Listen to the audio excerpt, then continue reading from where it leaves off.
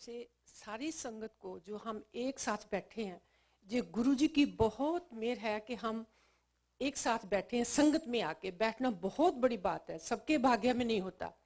मेरा नाम राजिंदर है और मैं कोई 5 साल पहले मेरी दोस्त है स्नेह, उसने मुझे बोला कि राजिंदर आप गुरुद्वारे जाते हो, एक बार आप गुरु जी के पास जाकर देखो, आओ सोचिए आपको बहुत अच्छा लगेगा। और ये 5 साल पहले की बात है। 2 बार हम आए, मैं उनके साथ 2 बार आई और फिर जो कोविड आ गया, कोविड के बाद फिर 3 साल मैं गुरुद्वारे नहीं गई और ना ही कोई ऐसा रखा कि कोविड है। फिर मेरे हस्बैंड की थोड़ी हेल्थ खराब होगी तो मैं नहीं जा सकी। तो फिर उसने मुझे बोला कि चल मैं हंस नहीं, मैं तो गुरुद्वारे भी नहीं गई। उसने चलो कोई नहीं, आज मैं जा रही हूँ, आज मैं ले चलती हूँ। और फिर मैं आई और उसी वीक में मुझे फ़ोन आता है वीना जी का और कहते हैं कि राजिंदर गुरु जी का चोला बनाना है हमने, तो आप बना सकोगे? मैं कहा हाँ बिल्कुल, क्यों नहीं।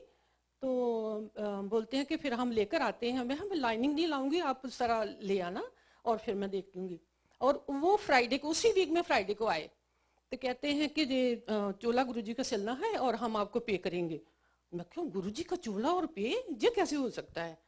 तो मैंने बोला मैं तो नहीं लूंगी पैसे, गुरु जी और पैसे। मैं कहा मैं नहीं लूंगी। अच्छा चलो ठीक है। उन्होंने मुझे वो सारा बता दिया कितनी मेजरमेंट है, जो कुछ भी। पर मेरे मन में वो चल रहा था कि गुरुजी और पैसे, ये कैसे मुझे कह दिया, मेरी तो इंसल्ट कर दी इन्होंने, ऐसा नहीं कहना चाहिए था। तो फिर वो चले गए। तो वो कहते कि वीना जी ना इंडिया जा रहे हैं और वो देखना चाहते हैं जहाँ पहले कैसा बनता है। मैं देखो गुरुजी का चोला मैं 100% से ज़्यादा अच्छा बनाऊंगी, आपको देखने की जरूरत नहीं है। तो वो क्या कि तो चले गए। पर वो जो पैसे वाली बात थी वो मेरे दिमाग में ऐसे वो अटकी कि ये कैसे हो सकता है, वीना जी का गुरु जी, वीना जी की हो सकती है, राजिंदर के क्यों नहीं हो सकती। इतना लड़ी मैं अपने आप से और मेरा फेस पूरा ऐसे कि जी ऐसे मेरी इंसल्ट कर दी उन्होंने, कह के मैं वीना जी को फ़ोन करती हूँ, अभी करती हूँ कि जब आप कपड़ा लेने गए तो आपने पैसे लिए और गैस के पैसे लिए, मुझे क्यों कह रहे हैं। और इतनी वो लड़ाई मेरे दिमाग में चली। फिर मैं कहूँ मैं फ़ोन करके बोलूँ तो ऐसा ना हो कि मैं गुरुजी के चोला जो मुझे अवसर मिला है कहीं जय छूट जाए। नहीं मैं रहने देती हूँ, कह ले कितनी पागल लड़ाकू है बंदी जी। तो फिर मैं छोड़ दिया फिर मैं छोड़ दिया उसको।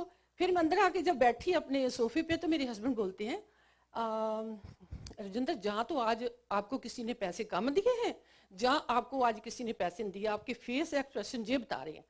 तो मैंने बोला नहीं नहीं ऐसी कोई बात नहीं है। पर वो जो लड़ाई मेरी थी ना, पैसों की, गुरुजी के चोला बनाना और पैसे, जो दोनों चीज मेरे लिए वो इतनी मेरे दिमाग में अटक गई। ये नहीं मैंने सोचा, मन में आया कि कोई नहीं पैसे देंगे तो मैं गुरुजी को भेंट कर दूंगी, ऐसा भी तो आ सकता था। पर नहीं आया। और इसी लड़ाई झगड़े में दिमाग में लड़ के बहुत लड़ी मैं अपने आप से कि पैसे कैसे हो सकते हैं गुरुजी के चोले के। इतनी अनमोल मुझे मौका मिला है गुरुजी का चोला बनाने का और पैसे। और फिर हमने डिनर किया, सो गए। और मैं जल्दी सो जाते हैं हम। और मेरे साथ थोड़ी हेल्थ भी ठीक नहीं थी। तो जब सुबह उठी, मैं जल्दी सो के जल्दी उठती हूँ, सुबह 3 o'clock 3-4 o'clock उठ जाती हूँ। तो जैसे मुझे जागे 3 o'clock मॉर्निंग और मैं उठी और मेरे रूम में जो कंप्यूटर है वो काफ़ी देर से मुझे वो शिव जी के बहुत भजन अच्छे लगने लगे, जैसे अनुराधा पौडवाल जी के और अनूप जलोटा जी के। तो वो सुनने लगती थी तो बड़े अच्छे लगते थे।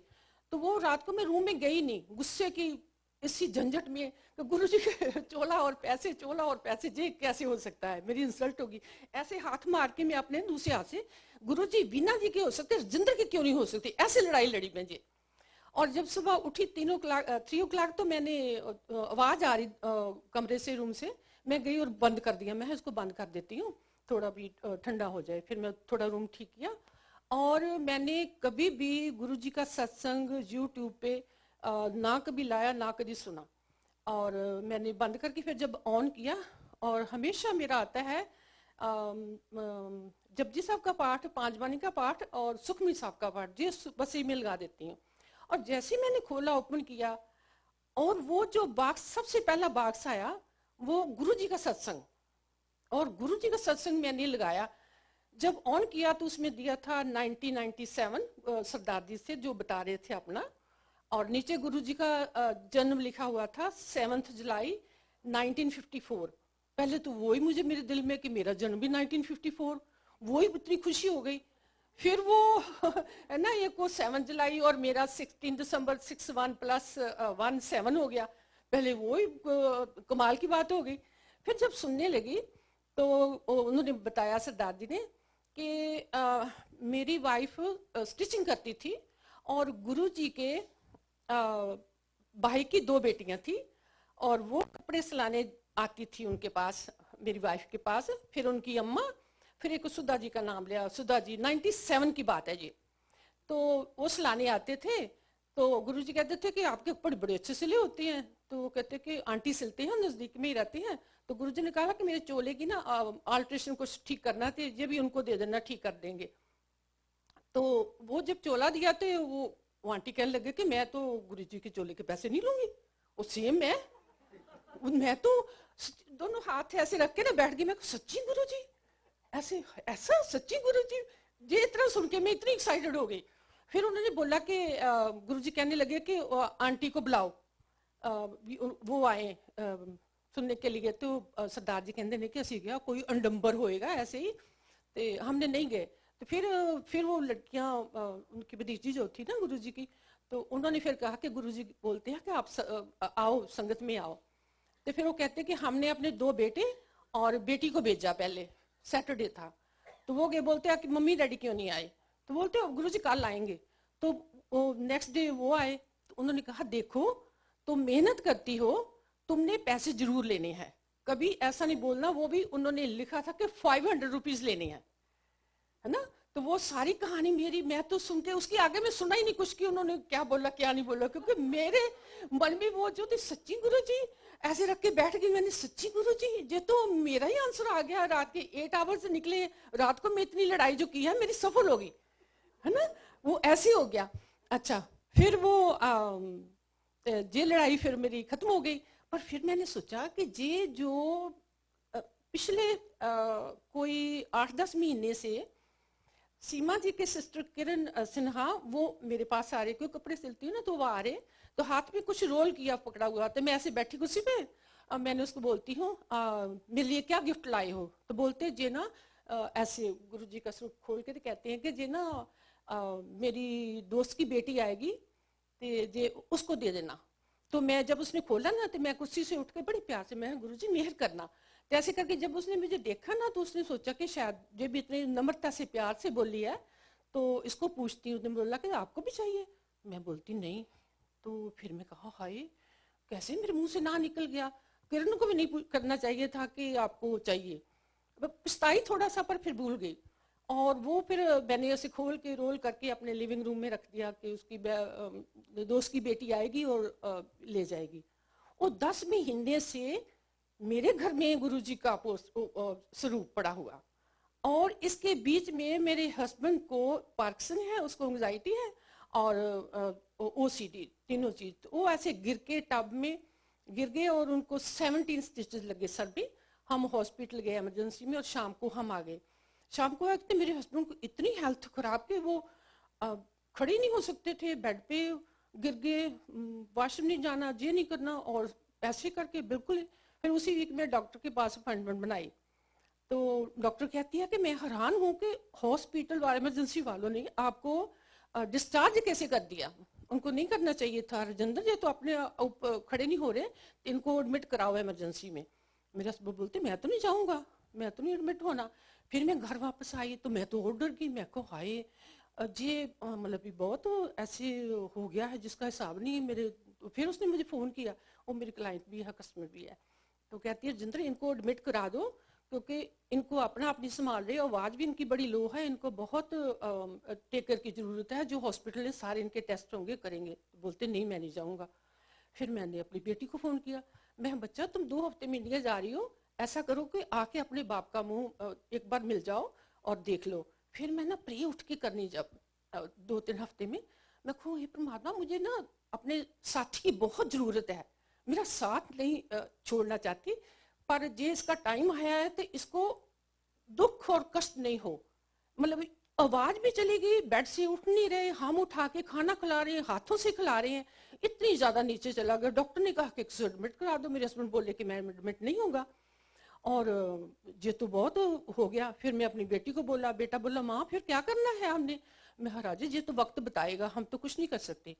पर धीरे धीरे आप मानोगे नहीं, उसी वीक में धीरे धीरे ऐसा ठीक हुआ कि आज बिल्कुल ठीक है। वो मेडिसिन भी मिल गई, आराम से चल फिर सकते हैं, वॉक भी करते हैं, चलते फिरते सब कुछ।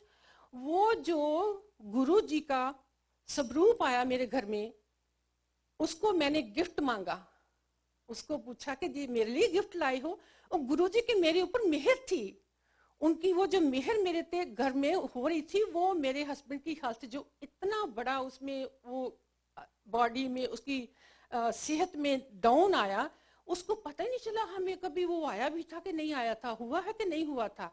ऐसे गुरुजी ने मेहर की। मुझे नहीं समझ लगी जब तक ये जो गुरुजी का चोला सिलने तक। गुरुजी आपका बहुत बहुत शुक्र है, बहुत बहुत मेहर है। जैसे मेरे पे मेहर की है, सबके ऊपर मेहर ऐसे करते रहो कि जो हम सब संगत में आपके जुड़े और अपना दान पुण्य करते रहें और एक दूसरे का साथ रहें। और इतनी संगत में शक्ति होती है। हम जब कभी भी आपको संगत मिलती है, उसमें कभी वो मौका नहीं छोड़ो कि संगत।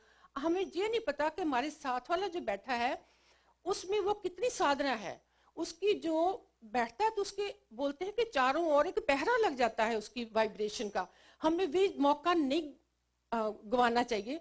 कभी भी अपने दिल से दृढ़ता से जितना भी करो उसका शुक्र करो, और उसका नाम अपने मन से लड़ाई करो। उसको जो भी लेना है, जो भी मांगना है, लड़ाई करो दब के, जैसे मैंने की। मुझे तो ऐसा लगता है मैंने इतनी लड़ाई की कि गुरुजी ने 8 आवर के बाद बोला कि ये तो बंदी ऐसे, इसको दिखाना पड़ेगा कुछ, इसको बताना पड़ेगा कुछ, ये तो चंपड़ी गई है मगर मुझे बताना पड़ेगा। ऐसे हाथ मार मार के कह रही है। वीना जी को सॉरी करती हूँ कि वीना जी को गुरु जी हो सकते हैं, जिंदर के गुरु जी क्यों नहीं हो सकते। मैं एक बार नहीं बहुत बार कहा ये बात, मतलब दिल के अंदर से जैसे होता है ना, ये बात कह के, जैसे कहते हैं ना, ये बात कह के जाए कहाँ तू कह तो सही, कह तो दिए, अब जाएगा कहीं तू, कैसे जा सकता है। ऐसे लड़ाई लड़ी में। इसलिए मैं कहती हूँ कि वो गुरु जी का मेरे ऊपर जब वो उनका स्वरूप आया, गिफ्ट मैंने मांगा, मेरी तो मेहर तब से मेरे ऊपर थी, पर मुझे समझ नहीं थी। हम मुझे समझ लगी है कि ये गुरु जी का जितना भी मेहर भरा हाथ मेरे ऊपर उन्होंने रखा है, जो सबके ऊपर मेहर करे। और मैं इतनी खुश हुई उसके बाद जब ये जो मैंने पढ़ा उसमें सरदार जी का सारा लिखा हुआ, उसके आगे में उसको फिर पढ़ा ही नहीं। मुंह उतरी में सुन के दोनों हाथ रख के ऐसे बैठ गई। सच्ची गुरु जी, आपकी इतनी सच्ची गुरु जी। मैं ऐसे करके सोच रही कि जैसे कोई पता नहीं क्या मुझे मिल जाता है। ऐसे तो जी सब पे शुक्र करना, सब पे मेहर करना। गुरु जी मैं आपका बहुत बहुत शुक्रगुजार हूँ, इतना शुक्राना करती हूँ, दिल से शुक्र करती हूँ, और आगे भी हमेशा करती रहूंगी। जो भी आपने मेरे ऊपर जो मेहर की है, सबके ऊपर ऐसी मेहर बरसाते रहना। Thank you so much.